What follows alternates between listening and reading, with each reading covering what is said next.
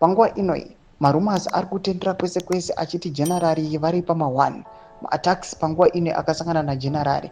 Panguva ine anototyisa kuchionekwa kunzi generari ndiye munhu 1 asara ari kuonekwa kunzi nema-allies ake akanga ainawo even about the 2017 military coup, all of them aiwa panguva ino so that they were fired, vamwe vakanyakariswa. Panguva ine kuchionekwa kunzi general ndoga vasara zvonzi general ndo vari kukonesa kuti zvigananda zviite zvazvinoda. Panguva ino general vobuda kutora mafresh attacks pamusoro pezvigananda. Ndova subscribe like on the bell icon ndimira panapa news day mobuda nyika muchinzi.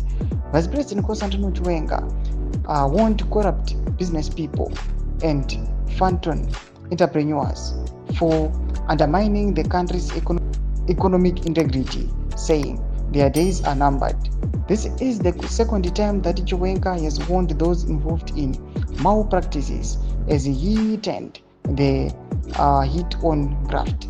Chiwenga questioned the source of the riches of entrepreneurs, a derogatory term referring to corrupt ZANU-PF connected business persons who are also known as Zvigananda. We must shun unscrupulous so-called business people operating from briefcase with no traceable capital or legitimate enterprise. Mashoko aitakuwa na VP Nkosazana Chiwenga ari kunokonzi aiwa general panguva ine vachati zvekutamba. Panguva ine zvinzi akuti ndemashoko akataura achiti the day of reckoning is coming.